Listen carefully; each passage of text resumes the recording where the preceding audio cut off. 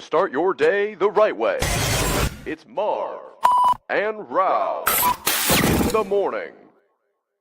Yes, welcome on into Marv and Rauh in the morning. Who needs caffeine when you have a Thursday night football game like that? Seahawks and Rams. We're definitely going to get into that. Oh my goodness. Welcome on in. College football playoffs start today. Playoffs. You want to talk playoffs? We should probably talk playoffs. And obviously, the NFL game week is loaded. We just probably saw the best Thursday night football game of our lives. I mean, I legit, my wife was on an airplane last night. She had Wi-Fi. I legit said, I think I just watched the best game of my life last night. And I don't know if I was joking or not, because maybe I was in the moment. Maybe I was, but it was incredible. A lot of stuff to talk about here on Marv and Rauh in the morning. Good morning, everybody. Nick, man, did you even have a sip of coffee this morning? Because I sure did not. I have not. All I did was just throw on the highlights from last night's game. And it was one of those that, generally when I watch a game, I don't rewatch the highlights just because I already know what happened. I might rewatch highlights weeks, years, months, whatever it is later, just to relive it. But a game like what we got last night, the fact that, well, we'll get into exactly how it went down. But yeah, that was basically my energizer this morning. It was everything anyone could have ever hoped for and more. So I can't wait to start talking about it. Yeah, let's get right into it. Seahawks take down the Rams in the battle for the NFC West, battle for the top spot in the NFC for the playoffs, 38-37 in overtime. And if you just are a box score warrior, do me a favor. Head on back, go to YouTube right after this show, watch the highlights, spend the 10 minutes. It is absolutely worth it. I mean, there's probably more than 10 minutes of highlights in this one because the game was insane. Matt Stafford, insane. Sam Darnold, I mean, there was moments where a ghost appeared. There's moments where he said the ghosts are gone. And then you have a battle between Puka Nacua on and off the field, and then JSN with a nice battle as well. Seahawks were down by 16 points at one point. And you sent me a text at the end of the game saying it's crazy when we talk about games of runs. That doesn't happen anymore in the NFL. And the Seahawks went on a 24-7 run to win this football game in overtime. The Seahawks were 3 for 3 on 2-point conversions to get back, including probably one of the most controversial 2-point conversions in the history of the NFL. Let's start there. If you remember, to tie this game at 30, there was a crazy 2-point conversion. The 2-point conversion was seen as a backwards pass, even though it was deflected to go forward. It sounded like the whistle did go off by the referees, and it looked like everybody was done with the play. Charbonnet picks it up in the end zone. They rule it after review, a 2-point conversion good. As a Seahawks fan, I was excited, but if I was on the other side, I would be absolutely livid. Maybe I personally would put a tweet out. I don't know. Oh, yeah. See what you're referencing there. I was trying to find the actual rule because there was a lot of conversation around this. And as you mentioned, it was a Darnold throw out to Charbonnet that got deflected at the line or basically at the line and bounced its way into the end zone where Charbonnet actually went and picked it up. So it wasn't like it was a continuous motion, and it was actually the intended receiver, which I don't believe it has to be.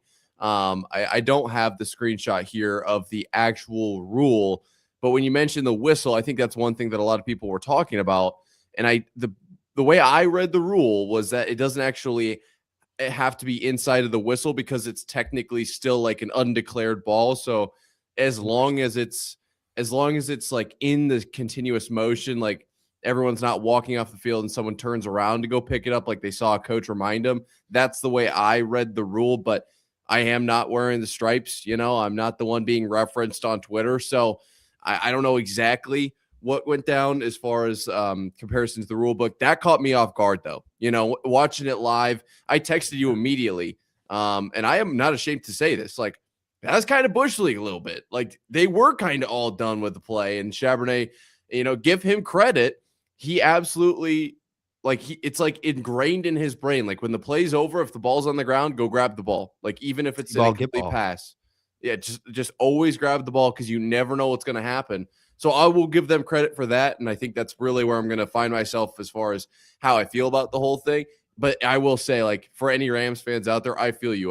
My first thought was, like, are we really reviewing this? What are we, like, if everyone's in agreement, what are we reviewing this for? But at the end of the day, I do think they got the call right, and it was obviously enough for the Seahawks to win this game.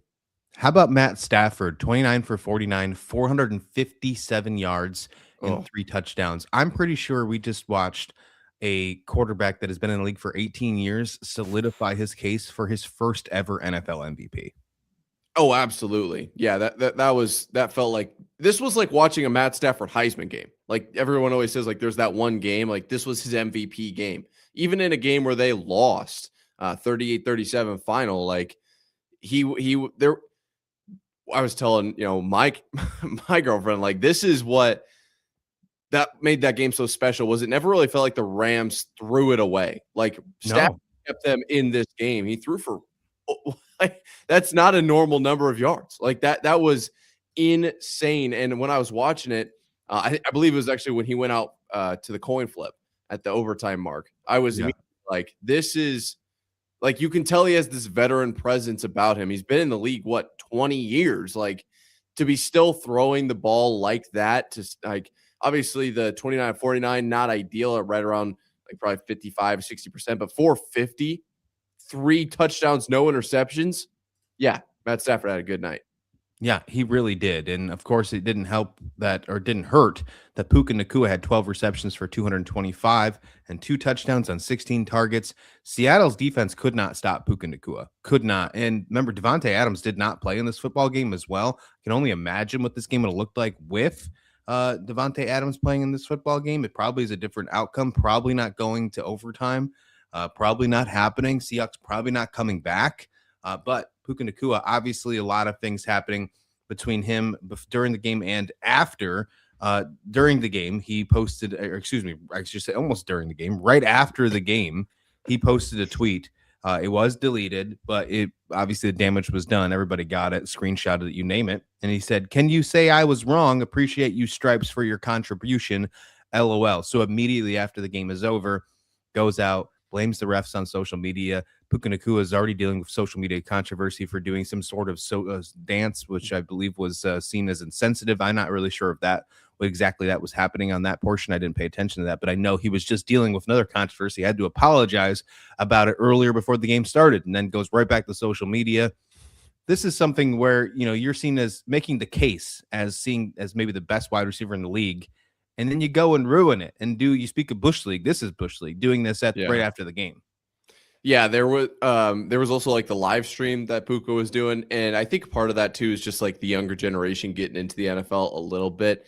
It feels like it's different now than it was, and obviously the usage of phones and everything like that. I was gonna say I sent you a picture of right as they're rolling, like the highlights got done, and then they were kind of just showing like slow-mo shots cutting to commercial. I sent you a picture of one of the shots. Mm-hmm. It was at 10:55 local. Puka's tweet was sent at 10:55 local. They didn't even get to commercial after the game before his tweet got out. I tweeted, I don't think he made it to the post game show. They didn't make it even to the commercial. I don't know how he beelined for that phone to put that out. And you know what? I get it. As a fan, I would immediately, fire off tweets. Obviously, I have done that. I still do that. Like, but that's just not your spot you're in as a player. And McVay kind of talked about that in his post-game presser. Like, we're working to like teach him and stuff like that. Like, yeah, it's just going to take a little bit. It's obviously frustrating though, looking from his perspective. You mentioned his stat line to go for 225 through the air, 2 touchdowns, along a 58. But I think he also had like a 56 and a 41 or whatever it was as well. Like, yeah, I would be pretty frustrated if I had 202 touchdowns and still we came up short. I'm pretty sure that was Stafford's second highest passing yards of his career, his 18-year career. First time since passing for 400 yards since 2020. And for what I can see, it's the highest he's thrown, second highest he's thrown in his career, only behind a 2013 game against Dallas where they won by a point, where he threw for 488 yards in that game. So, I mean, we might have just saw Matt Stafford throw arguably his best game of his career. I mean, because he threw two interceptions in that game against Dallas back, 10 plus years ago. And he's in his 18th season, MVP status for sure. I mean, sorry, Drake May. Sorry, some of the other players. I think we just saw Matt Stafford clinch it for sure. On the flip side, we talked about Puka Nakua, Sam Darnold, and JSN. I mean, they struggled very, very good in the first half. There's no doubt about that. Really turned things around. There was moments where JSN started to shine again. There was moments where Sam Darnold started to shine towards the end of the game. There were some passes. There was a pass to Cooper Kupp in that last drive of the football game that if Sam Darnold would have moved it maybe inches to the left, it would, or inches to the right, it's an interception or it's an incompletion. Cooper Kupp has, he went on record to say it was one of the craziest games he's ever played against, obviously, his former team, the Rams. What's your takeaway from, obviously, these four superstars with Stafford, Puka, Darnold, JSN, all in the same division? And we get to see this hopefully for maybe at least the next couple of years, as long as Stafford sticks around. Yeah. Stafford is kind of the question mark there, obviously, with the injury history, but the fact that he's still playing and at this level is certainly it's a feel-good situation if you're a big fan of Matt Stafford football. As far as Darnold and JSN, that was the difference in this game. Was I felt like the Rams were a much more steady team throughout, and then it felt like, to me, the Seahawks were very much start and stop, but when they got going, they were really cooking. And we'll get to kind of like what the jolt was that we felt like I think we both agree what really set this game over the edge for the Seahawks. You mentioned the rubber band theory. I think that's very real too, though. But as far as Sam Darnold and JSN, like JSN was playing at a high level all night. I felt like didn't really make a ton of mistakes. And Sam Darnold, like you mentioned, saw some ghosts. But then the fact that he was able to get back into the game, the fact that he was able to lock back in, and at the end of the game, as you mentioned, that throw to Kupp, I believe that was the throw where I was sitting on my couch and I actually said out loud, just hand it off. Like, you've got time. Don't put this in Darnold's hands. Because this was kind of coming off the tails of the interception on the goal line. It wasn't right after, but it was certainly right around that time. I was like, if you're the Seahawks, you can't do that. What do? Call Darnold's number, and he gets it done. Like, that was unbelievable resilience from Darnold. And I think we've been making the case now for a few weeks, a few years, if you will, what Darnold has kind of become as far as like a resurgence in his career. This game, to me, felt like a turning point where, okay, the game hasn't really gone my way, but I'm still a legit player, and I can still put that ball in a window the size of the football. Like, I can put it in a specific spot. Very, very impressed with what they were able to do to close out that game. Especially against the Rams, too, because that's been his kryptonite. Ever since last year, losing with the Vikings against the Rams, the game he had earlier this season where he threw multiple picks. He threw multiple picks in this game, but he overcame it in the end of this game this season. And, defense stood up, everything. The jolt of energy the Seahawks need. I know we're going long on this conversation, but it's just such a good game, and it's so worth going long here. The jolt of energy, they were down 16, and Rashid Shaheed just comes out and hits a punt return for a touchdown. I mean, when that happened, it didn't seem like an exciting time because Al Michaels didn't make the team to play like it was very exciting. Love Al Michaels, but I think it's time to maybe hang the gloves up, buddy. Rashid Shaheed, his punt return for a touchdown, making it a one-score game after the Seahawks pick up their first of 3 successful 2-point conversions. What a great trade addition he has been coming over from New Orleans this season. I mean, there's been moments where you think he's completely invisible, and then he does something like that. Yeah, it's crazy to say that I am going to give the MVP to a guy who basically had the ball twice, once when they were down 16, once when they were down 8. But I don't think that the Seahawks win this game without Rashid Shaheed doing what he did. He had the punt return touchdown, which was right after the interception on the goal line. Like that, and I believe it was Al or Kirk that was like, once that happened, a lot of people, I'm sure, tuned out. And I agree. Like, I definitely thought, under 10 minutes, now you have to get a couple stops in a row. You have no momentum and pull off a 16-point in a row run. Like, that's going to be really challenging. But they somehow hold the Rams to a quick 3-and-out, and Rashid Shaheed gets them the points immediately. There is no drive. There is no anything. So that was step 1. And then step 2 on the next drive, obviously Seahawks hold the Rams to a quick 3-and-out. The punt goes out of bounds. They said, all right, you know what? We're not going to play this game twice. What does Seattle do? They hand it to Rashid Shaheed in an end around, almost like a punt situation, a 31-yard run to give. I think that was the spark that gave the Seahawks the momentum they needed to, have the successful defensive drives to end the game. Obviously, the 2-point conversion was crazy, but that was the Rashid Shaheed game as much as it was the Matt Stafford, as much as it was the Cooper Kupp. Like, I don't think the Seahawks win that game without Rashid Shaheed, and that just goes to show how important the team is because I don't think anybody went into this game saying, yeah, he's going to be the key to victory. No. Last thing here, the NFC West is absolutely wild. I mean, this makes it even more crazier too. Seattle clinched the playoff spot, now 12-3, top of the NFC, number 1 seed at the moment. But the Rams are right behind them, 11-4. The San Francisco 49ers, no one are talking about them right now. They're 10-4. There's a scenario here where if all three of those teams win out, with the exception of San Francisco beating Seattle, because that's the only game that the three play against each other left. If Seattle win their next if they split, they win their last one and then lose to San Francisco, the Rams win out and San Francisco wins out, all three of these teams will be 13-4 heading into the postseason. One will win the division, most likely be the 1 seed. Then you'll have a 5 and 6 seed in the playoffs, all 13-4. That's how the playoffs are wild this year. And then meanwhile, the NFC South will probably get a losing record team with the division in there. Yeah, I was just looking it up because obviously the NFC South and the NFC West are very close to each other on graphics here, and there's a chance that the Panthers are 9-7, like that's and they'll have a complete tiebreaker over the Bucks, and then you've got a couple 13-win teams or 3 13-win teams in the NFC West, like ridiculous. I guess that's NFL football for you, but from that NFC West side, like it really could be any of those 3 teams if that's the final we get as far as records, like.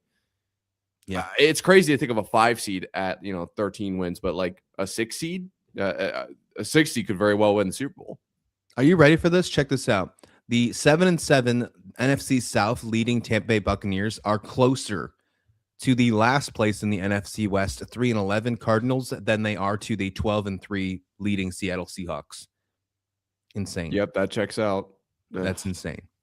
Let's continue talking NFC here because the playoff scenarios are insane, not just in the NFC West. The NFC North is insane as well. The Chicago Bears 10-4. They play the Packers on Saturday. The Detroit Lions hopefully take care of business against the Pittsburgh Steelers, who are trying to win their division as well.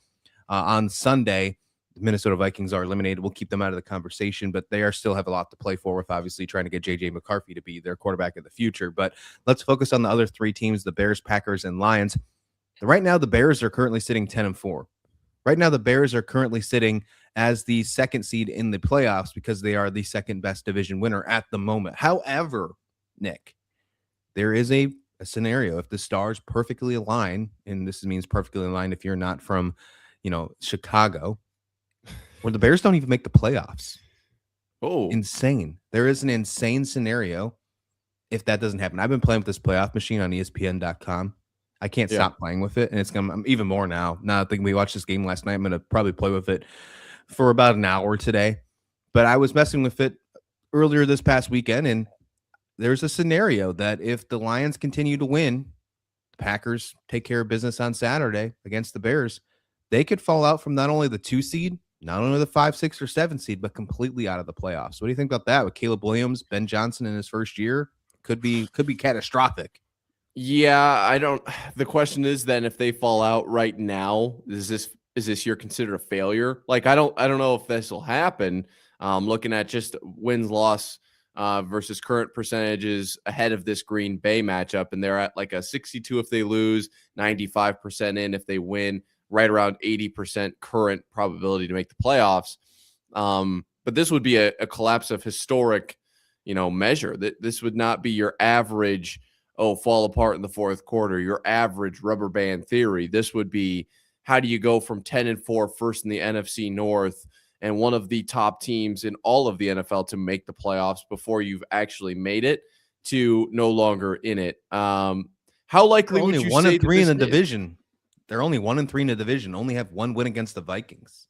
And that's my thing with like everyone wants to get rid of the division and stuff like that. And I'm like, this is what makes the division important. Like this is what makes it fun. How likely would you say it is? If you're the one playing with the predictor, how likely is it that the Bears are actually going to miss the playoffs? Or is this just like some pipe dream? Well, I think the Bears have the hardest schedule the rest of the season. I mean, they play the Packers on Saturday night, which is that's an insane game. Packers haven't lost a division game all season long. Packers obviously have a lot to play for. Micah Parsons is out though, ACL injury out for the rest of the season. That's hurtful. But last time they played, they won 28-21 against the Bears, and then they Then they go and play against San Francisco, who's battling for a playoff spot, who's battling to stay alive in the NFC West. And then they play the Lions to finish the season, which could be that Week 18 game between the Bears and the Lions could determine who makes the playoffs or not. That the amount of games that we have over the next 3 weeks, including starting tomorrow, because some of the NFL games are on Saturday. So tomorrow's loaded with college football playoffs and NFL. Saturday, Sunday is absolutely loaded. I think we have football almost every single day until the national championship game when you're between bowl games and NFL games, which is the perfect. This is the definition of the most wonderful time of the year. Sing the tune if you'd like to, but no, absolutely. This is to me the hardest schedule the rest of the way, and the Chicago Bears own it. Do I think it's possible that they are out of the playoffs? Yeah, I think it's possible they go 0-3. They lose to the Packers, they lose to the Niners, they lose to the Lions. Then all of a sudden you see Caleb Williams in Cabo because he's not in the playoffs. I can totally see that happening. But if that does happen and they're a 10-win team in year one of Ben Johnson, I think in hindsight, you look back and say, we took this team from where it was from when we were picking 2 years ago as a number one overall pick in Caleb Williams to winning 10 wins in maybe one of the toughest divisions in football in the NFC North. That division is very tough. So yeah, obviously not the toughest, but obviously there's going to be a conversation about like the division wins or whatever. But yeah, no, I'm with you on that. I think that there is no moral victories, but there's a moral victory there. I was going to say really quickly, you mentioned like the last week against the Lions. It reminds me of the I think it was last season when the Lions beat the Vikings in that last week they got the 1 seed and the Vikings ended up as the 5 seed because they were no longer the division winner. Just reminds me of that, and it shows how tough this NFC North is. So, is it going to be all 4 teams every single year? No. Look at the NFC West. Like the Cardinals are hardly ever in it, but there's usually 3 teams. And I think the NFC North is interesting because they kind of rotate that are going to be in this conversation. Which one is going to win it? Like there is it's an actual battle at the top of this. Obviously, the Bears are kind of have to hold serve, but you're right. They do have a very tough schedule, obviously, with the 49ers being mixed in there and 2 just tough divisional games. Yeah, none of this really matters if the Lions lose to the Steelers this weekend. I think there is still some tiebreaker scenarios if the Lions do lose, but then beat the Vikings the next week. And if the Bears lose out heading into that game, I think they both have the opportunity to get 11 wins in that final game of the season. At the moment, I don't know who wins that tiebreaker. I think it would be based off divisional record, though. So it would probably be handed to the Lions. That usually in your division, I'm pretty certain that's the second tiebreaker. With other than head-to-heads, it goes division record, then it goes conference record. So, which I'm happy with. Divisions are important. You are completely right. Don't get rid of divisions. Don't ever get rid of divisions unless the schedule makes sense.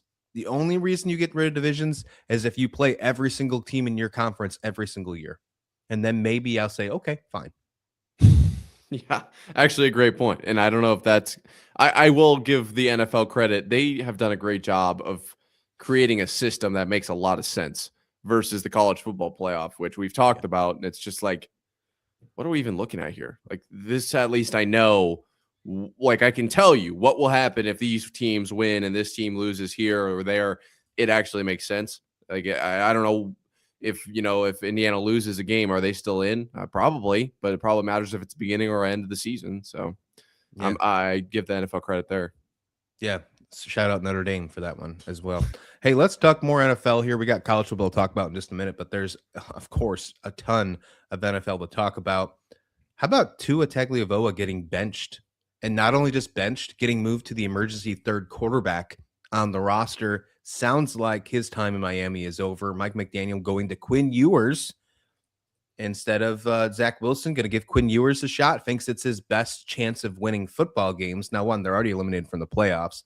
And as somebody who followed the Buffalo Bills for a very, very, very long time, being in the middle of the pack in the NFL every single year is not a successful recipe. I can tell you being in NFL purgatory is not a successful recipe, but it sounds like Mike McDaniel is looking to try and save his job for the future. Obviously, they already fired their GM. They're trying to figure out if it's the right move moving forward, but that's a lot of money. He's owed $50 million if they release him. I believe it's over $90 million in dead cap. Now, they can split it over 2 years, but that's still a lot. They're not going to get rid of him. They're not going to be able to do the Russell Wilson thing where they move on from Tua. I don't think, unless they add a couple of first-round picks themselves to say, hey, take this salary. So it sounds like they're stuck with Tua, but they're still going to look otherwise and maybe go with another guy like Quinn Ewers. What do you think about this?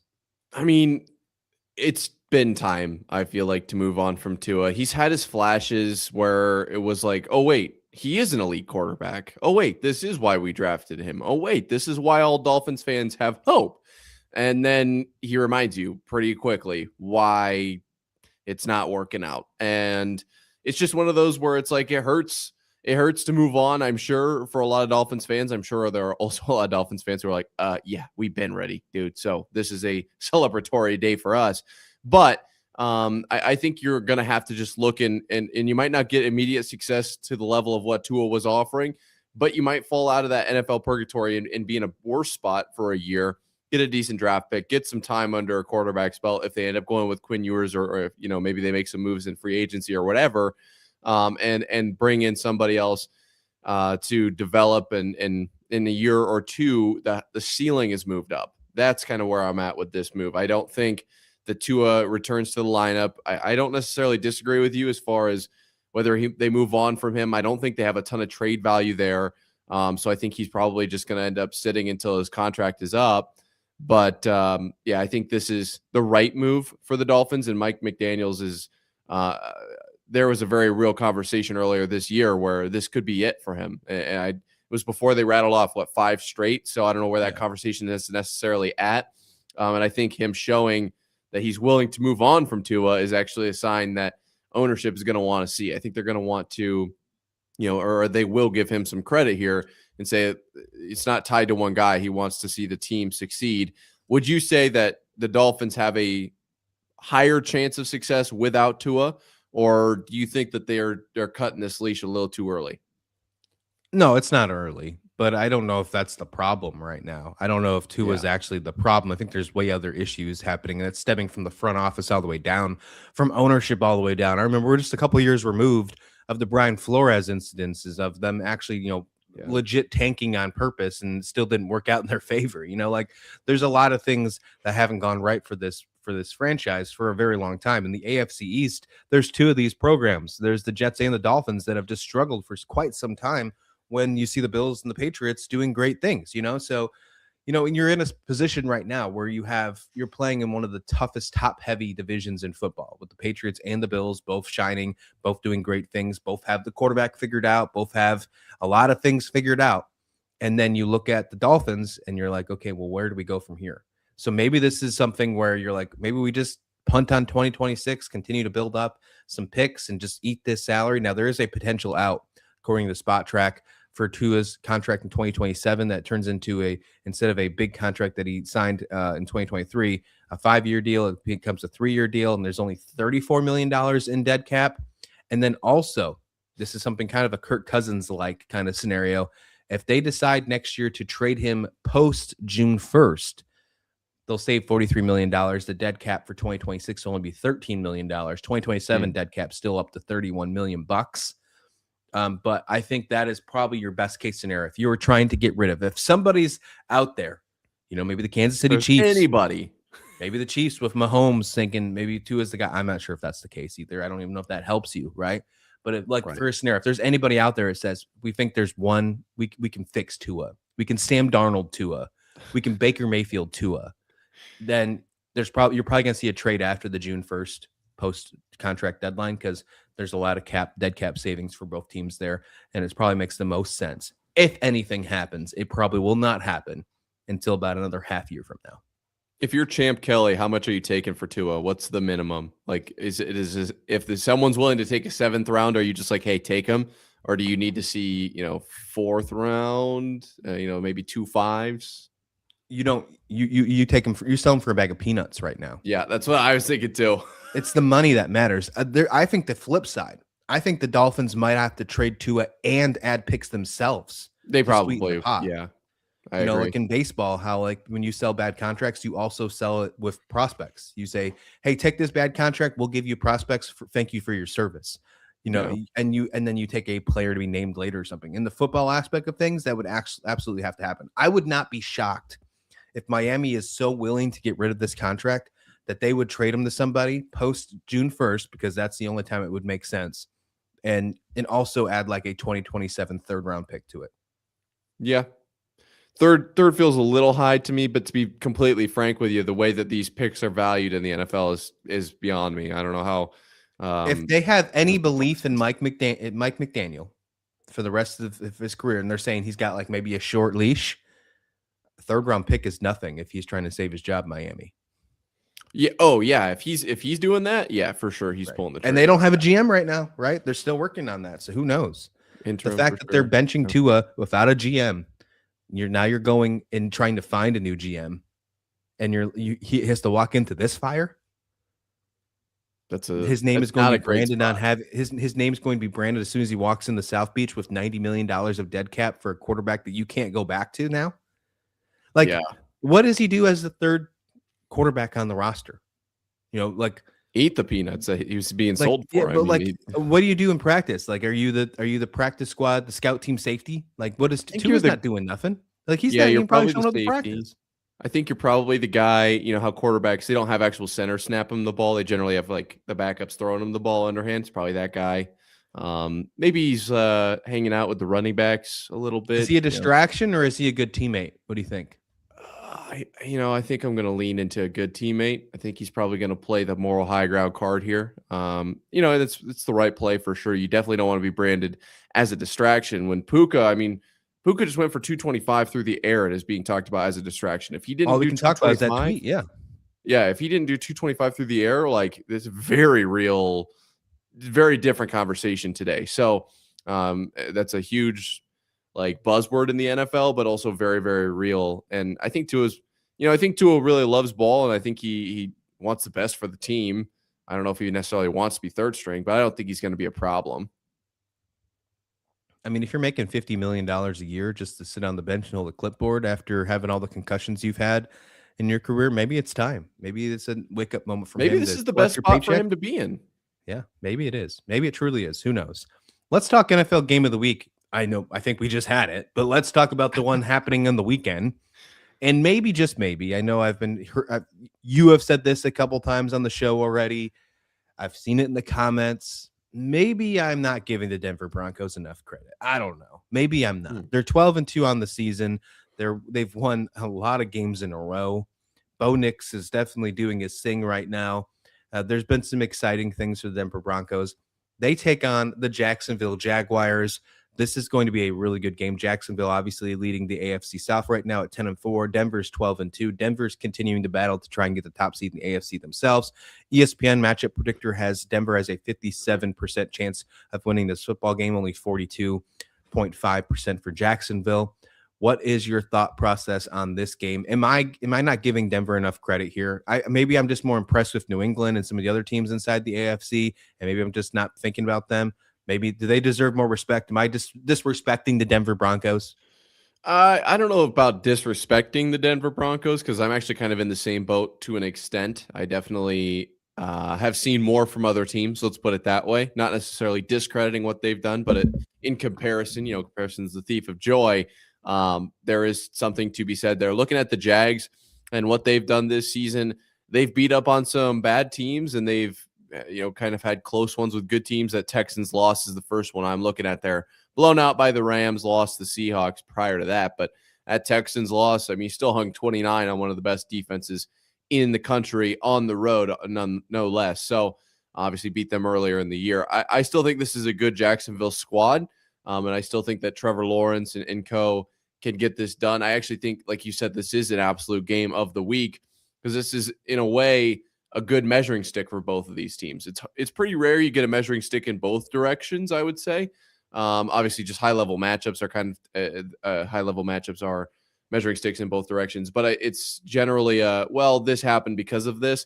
I think that you can see here if Denver wins pretty handedly, they're the legit team. And even if Jacksonville doesn't play well or plays all right, you can say that Denver's a good team. And if Jacksonville finds a way to take down the 12-2 Broncos, maybe the Broncos aren't quite what we thought. This Jacksonville team is just legit. That's kind of how I'm viewing this. I don't think you're in the wrong for taking anything away from Denver. The question for me is, what do you think of this Jacksonville squad? Is this somebody to look out for in the playoffs? Obviously, number 3 right now on the NFL website. If they win, they have a better than 99% chance of getting in. It's not really about getting in for this team. Are they dangerous once they're in the dance? Yeah, what's crazy is I saw this tweet and I thought it was perfect. They're like, the Jacksonville Jaguars are 10-4 in year 1 of Cohen, and the Ferrari is still in the garage, with obviously Travis Hunter still being injured and being out for most likely the rest of the year of his LCL injury. Brian Thomas Jr. hasn't had the best season, only 39 receptions, 601 yards, but he's leading the team. Jacoby Myers gets an extension. He talks about how amazing that they've been talking about how amazing that he's just fit into the system ever since being traded over from Vegas. You know, T-Law, I think, is really trying to prove himself, is saying, okay, is he living up to the hype he is? You know, number 1 overall pick of the past. A lot of people are thinking maybe it's time to maybe look forward and move on to a new quarterback, brand new coach, brand new system. Is it time to move on? There was offseason comments happened, and instead he's thrown for over 3,200 yards, 23 touchdowns. The interceptions are still a problem, though. 11 interceptions on the season. But look, interceptions are, you look at that stat, and it's not a be-all number. They're still finding a way to win football games. I think they're a decent team. Again, I'm not super impressed by them. I think there's other teams in the AFC. Again, I lean back to the Patriots and Bills that I think are better right now, but they could really change how I feel about them if they have a dominating game against Denver. Denver's defense is the impressive part about it, and I think that's what's kept them in their football games. But what Bo Nix has done has been impressive. If Jacksonville can turn around and win this game, let's say if they win by 2 scores, then I'm thinking differently of Jacksonville. But if Denver comes out and squeaks this win, just squeaks it by Jacksonville, then I still feel in the same boat as Denver. One of these teams have to make a statement for me to be impressed for these guys heading into the postseason. Until that happens, it's still New England or Buffalo in my mind as the teams that are the favorites in the AFC. Looking at the AFC playoff race right now, Denver obviously holding the number 1 seed at the moment. Jacksonville currently at the number 3 seed. Jacksonville has Houston and Indianapolis to still worry about. As for Denver, they have the Chargers as well. And if you look at the rest of their schedule, there is a chance. We kind of talked about this with the Chicago Bears. There's a chance that if Denver loses out, now, again, Denver hasn't lost a game since week 3 of the season against the Chargers, but there is a chance that if they lose to the Jaguars, they lose to the Chiefs on Christmas Day, which is probably not likely because of the Mahomes injury, but then they finish the season against the Chargers. Not only is there a chance that they don't get the number 1 seed, but there's a chance they can still lose the division. Yeah, that's insane. That is, this NFL ending to the season is absolutely turning up to be something special. The schedule gods did great this year. I can't say that every year. This year they did fantastic. Yeah, this is a special ending to the season for sure. And yeah, to go back to this Jags Broncos game, I actually think you make a good point there about like one of these teams kind of has to really amaze you. The way I was kind of looking at it is like one of these teams has to win this game, you know, like that. It can't both be winners. I think in this, I think Denver is either showing that they're a winner or Jacksonville looks like they're a winner. Whether win or lose, it's more about kind of perception for me. I agree with you. I don't think either of these two teams are the top of the AFC, but that's kind of the beauty of the NFL playoffs. Maybe Joel Klatt likes that more than March Madness. It's a one game kind of situation, right? Like anybody can take any game. And if Jacksonville shows in this one that they're capable of hanging with a 12-2 Denver team and they make the playoffs, even with a loss, I think that they're a team that like, you never go into a game like, all right, let's look for the next one. You're already moving on to the Cincinnati type of situation. Like it's not that, but the Jags, the Jags can absolutely snag a game from you. Yeah, I'm interested to see this game happening here. The rest of the Jaguars' schedule, if they win this game, they got the Colts, Phillip Rivers, or Anthony Richardson. We'll see what happens in that one. And then the Tennessee Titans to finish the season. I like them. I mean, we're not talking about this, but there's a chance that Jacksonville finishes 13-4 and they're the number 1 seed if they win out. You know, we're talking about New England. We're talking about Denver as the possibilities. Jacksonville wins out. We're talking Trevor Lawrence as the number 1 seed in the playoffs. Are we about to have a year of postseason football where we have quarterbacks in the AFC NFC championship game of like Blake Bortles and Sam Darnold? Remember that a couple of years ago? I remember that. Are we about to have that with like Trevor Lawrence and Sam Darnold and maybe Drake May and Josh Allen? Like, first of all, I take that. I take that all day if that was the 4 quarterbacks left standing. Yeah, no, if it's anything that can't happen, but if it's anything like quarterbacks, the year with who was that? Was that Cousins, Bortles, Foles, and Brady? If it's Yeah. anything like that, no, count me out as a Patriots fan. I am not interested in reliving that because that one was a bit of a painful ending to the year. I mean, just imagine right now, like what would that be? It'd probably be, I mean, if you're just doing 1 and 2s or maybe like that, like it'd be Stafford, Allen, May, and Darnold. Like what if that Yeah. was the final four? I mean, I wouldn't be mad about it. I No, wouldn't hate and that. I think there's a really good chance we get some really solid matchups at the end of the year, like regardless, because there's just so much good quarterback play right now. There's also a lot of bad quarterback play too, but I think you're going to get good matchups no matter what. I really hope it's not. I don't know. I don't think the Patriots can be that team that's like way far, perceivably above the rest of like that Brady year. But man, that just makes me nervous. Makes me nervous, man. Yeah, I agree. There's a lot of stuff. Hopefully, the fact that the last 3 weeks of the NFL season are so good, we don't get like a callback to earth and then the playoffs are terrible. Hopefully that doesn't happen because that would just be super upsetting. That's such potential for such a great season this year. Let's talk college football. Obviously, the college football playoffs in full swing. There were some interesting comments by legendary coach Nick Saban on the Pat McAfee show on Thursday, I guess, afternoon, if you will. He said a couple things about some of the teams in the college football playoffs. Let's start with Texas A&M first. I think this was a little bit of shade here, obviously being an SEC coach himself in LSU and Alabama. Texas A&M wasn't always an SEC team, but he said something, how he believes that Texas A&M pipes in noise at Kyle Field. He said, quote, I did more complaining to the SEC office. It was more than complaining that I don't really want to say on this show about the noisiest place. Plus, they pipe in noise. You can't hear yourself think when you're playing out there. He went out to say that he respects the team afterwards. And, I don't know if he really meant to say what he said, but then at the same time, maybe he did. Do you think that Texas A&M pipes in noise? And if so, what do you think about that one? My guess is no, or also yes. It's like really they hard got to yell tell. leaders. They have yell leaders. Maybe they're not actually doing it.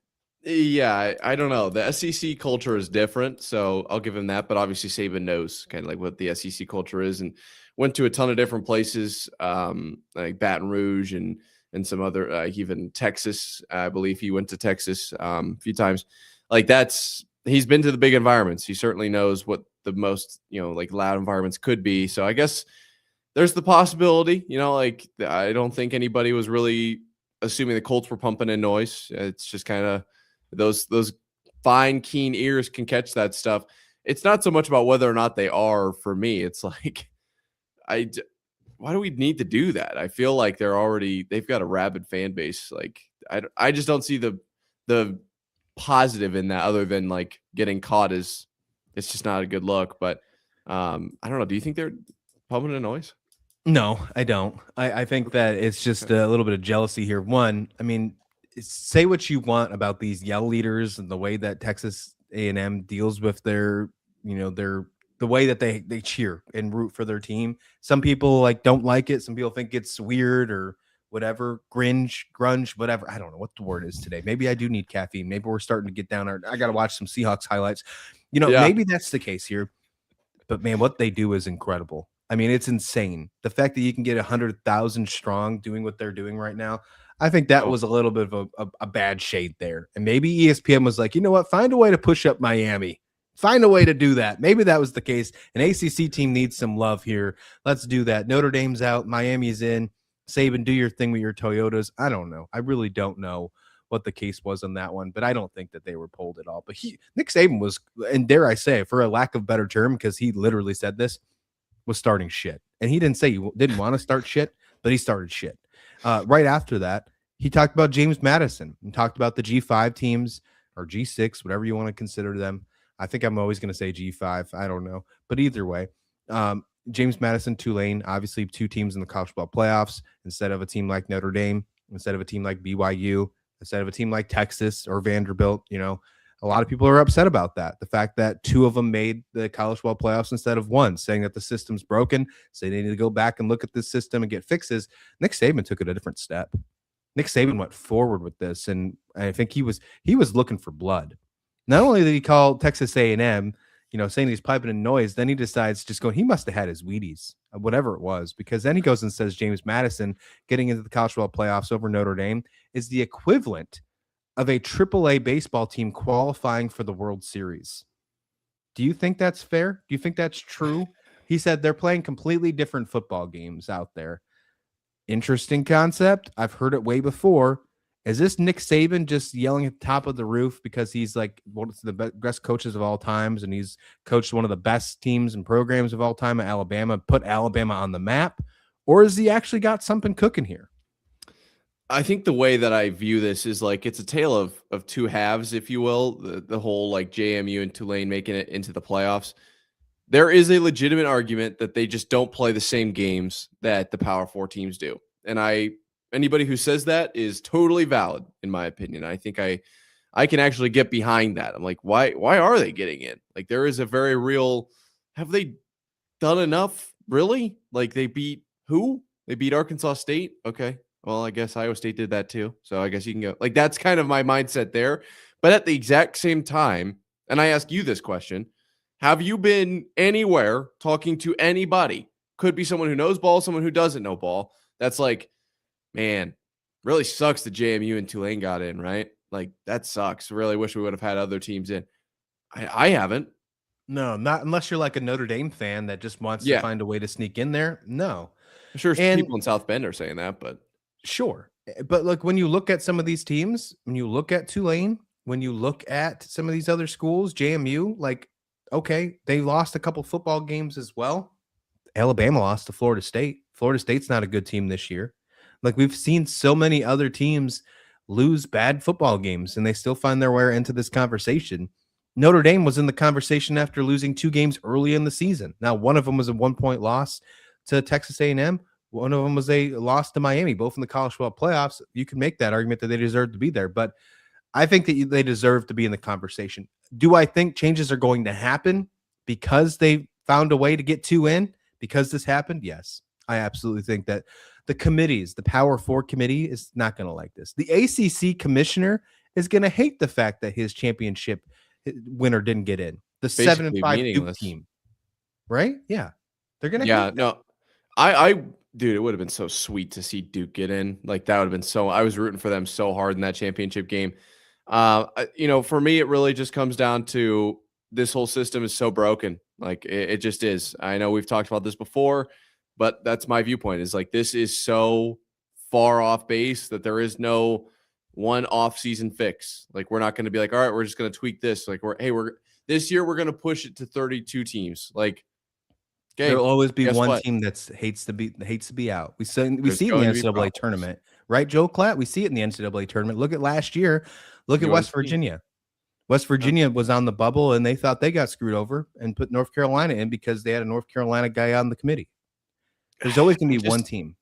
There's always going to be one team, and it's like, how far out do you go where that one team that's getting kind of shafted is not an NFL or, not NFL, a championship caliber team? Like, are we really, did we actually, who had West Virginia as a national championship last year? Like a contender? No one.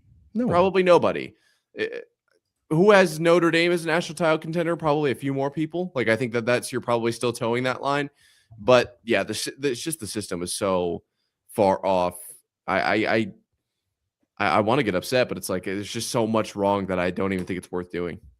You want to talk more about the system? Because the system might be broken even more in this case.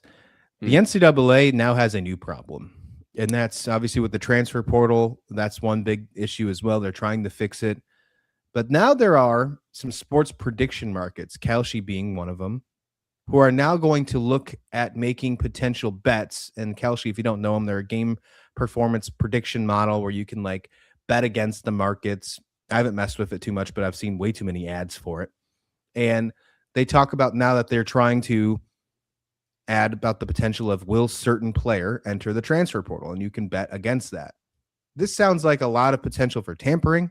This sounds like a lot of potential for people making some bad money laundering, you can name it. Like, there's a bad chance for some insider trading. Like, I don't know how you can regulate this, but the NCAA has a really bad thing on their hands. Charlie Baker, the president of the NCAA, said that they oppose college sports prediction markets. It's already bad enough that student athletes face harassment and abuse for lost bets on game performance. And now Kalshi, he called them straight up, wants to offer bets on their transfer decisions and status. This is absolutely unacceptable and would place even greater pressure on student athletes by threatening competition integrity and recruiting processes. Their decision and failure should not be gambled with, especially in an unregulated marketplace that does not follow any rules of legitimate sports betting operations. I will say this. I'm not a big fan of Charlie Baker. I think a lot of things that he's done in the past have not been great for all of college athletics. I don't think the NCAA is a terrible institution, but Charlie Baker cooked here. Charlie Baker is absolutely right when it comes to this topic. I mean, yeah, there are a lot of nuggets of truth in there, a lot of nuggets of good, but I think on some level, you have to kind of accept the reality that you've put yourself in. The situation that you have kind of put yourself in has led to this. And I know this is on our docket. I think it's important to bring up now Eli Drinkowitz and what he had to say about the tampering situation. You know, tampering is at the highest levels. There is no such thing as tampering because there's no one that's being punished for tampering. Everyone on my roster is being called. Like, there's potential for tampering. There is every day there's tampering, like every day. And I'm not saying that what the student athletes are going through is fair. It's not. I've seen it, a ton on Cyclone Twitter behind me. Like every one of the Cyclone fans, in my opinion, rightfully so, is lobbying for these players to stay because they don't want them to leave. And this is kind of the same thing. It's just a little bit different with money involved. Like there's things going on with people like, are they going to stay? If they're going to go, where are they going to go? Like these conversations are being had by everybody all across the world on these shows, like the show we're doing right now. Are you telling me the players don't see that it just doesn't bother them? Like it's kind of the same thing. Now, I do agree with what he said. Like it's not good. This is not a good thing for the game. But I think on some level, my point is like, you can't, I hate the stupid saying, but you can't have your cake and eat it too, man. If you want the transfer portal to be like this with the NIL being what it is, like we've talked for years about like, this is a joke of a system. This is terrible. And now it's like, now this is kind of like, we're seeing how bad it is. And they're like, wait, this is how bad it is? Oh, wait, this is bad. And we're all like, what did you think this was? You thought this was just fun and games? No, I think this is them seeing kind of the creation that they've made and understanding that like, this is no good. We don't want people guessing on that. Well, what do you think people are doing all offseason all along anyway? Like when DJ Lag was intending to jump into the portal, do people just say, I wonder where he's going to go to college next and then never think about it again? I think I've seen 85 posts about the best spots for him to go. Like everybody's talking about that stuff. Of course, the prediction markets are going to do the same.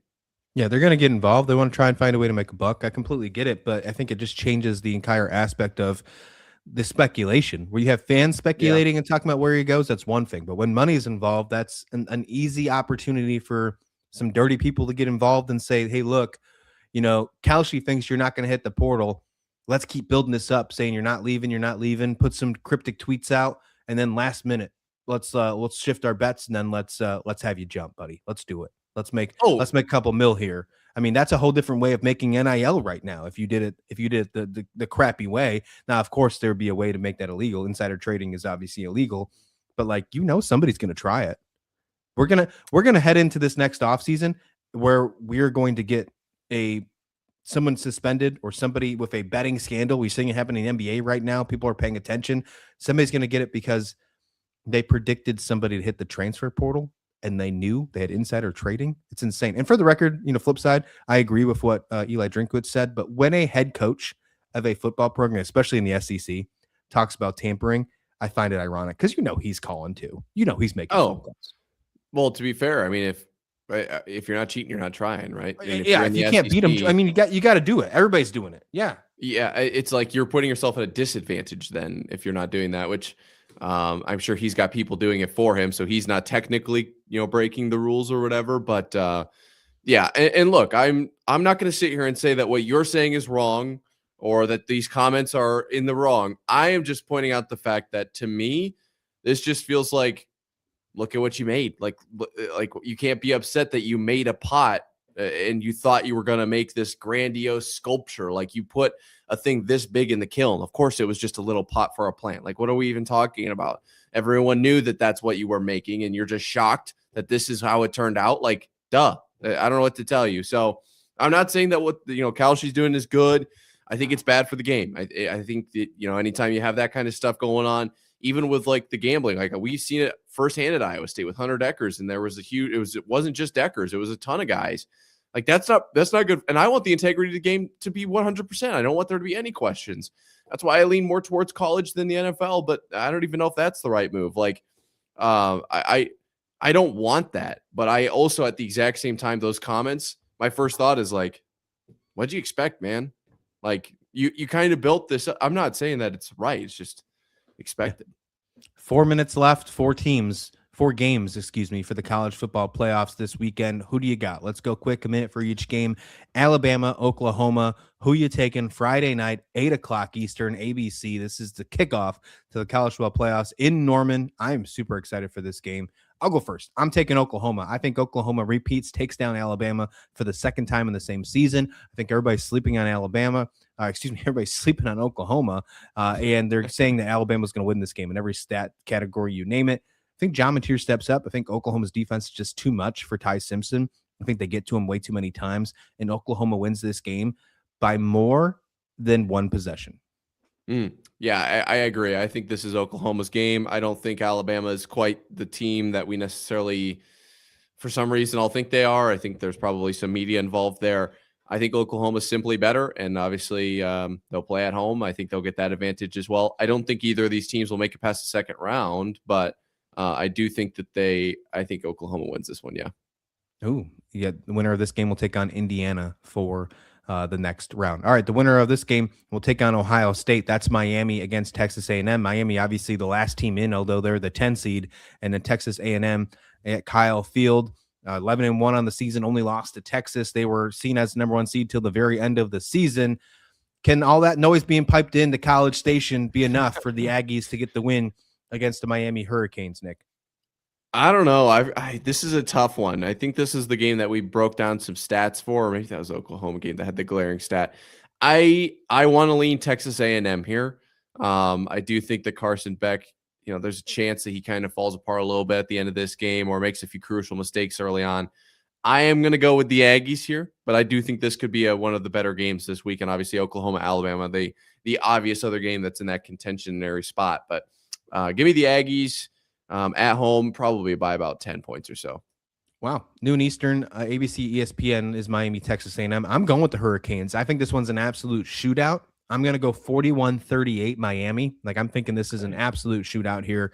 I just like the electric offense of Miami. I think Tony is the best freshman in all of college football. His speed is electric. Bain is one of the most exciting defensive players for Miami. I think both of these quarterbacks have issues. I think both these quarterbacks have great things for them. Carson Beck has college football playoff experience. And with that offense, that's what I'm leaning towards here. I think they can get it done. To me, this is one of the only upsets of the weekend. Miami taking down Texas A&M. All right, Tulane, Ole Miss. We've already seen this game before. It wasn't good for Tulane. John Summerall now has 2 coaches, right? He's a coach for Florida. He's a coach for Tulane. Now you're going Tulane against No Lane, with No Lane Kiffin at the head coach of Ole Miss. John Summerall actually invited Lane Kiffin to be in Tulane's coach's box for this game. I don't know if that actually happened, but there was some conversation happening over the week. Can Tulane make the upset against Ole Miss? Can it happen? Do you see this one taking place? I hope so. I don't think so. I think Ole Miss is probably just too talented. Tulane, might be in this late. Jake Retzloff will be obviously wanting to kind of redeem what happened last year or whatever, if you will. I think Ole Miss is just better, plain and simple.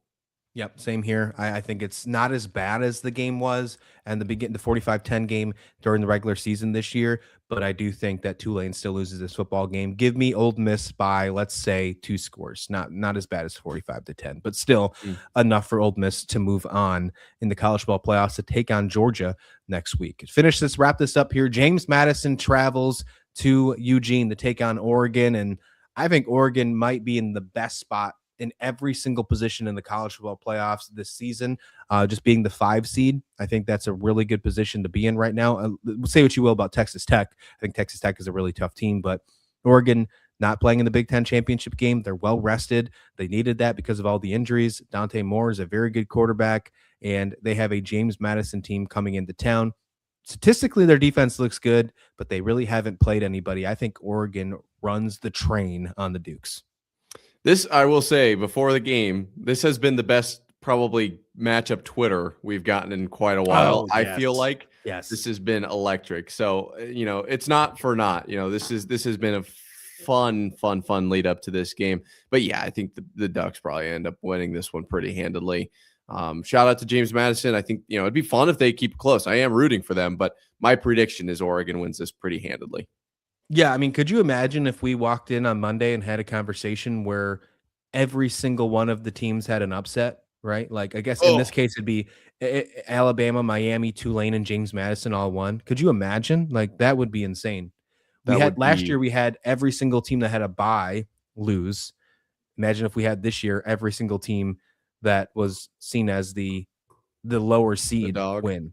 I mean, it would be insane. That would be absolutely insane. I couldn't say dog because I think Alabama is actually favored in that game, although they're the 9 seed. Yeah, I understand what you're saying. I think no matter what happens, we're gonna have a great show on Money, breaking down all of this. So if you haven't already, subscribe button down below. It's completely free.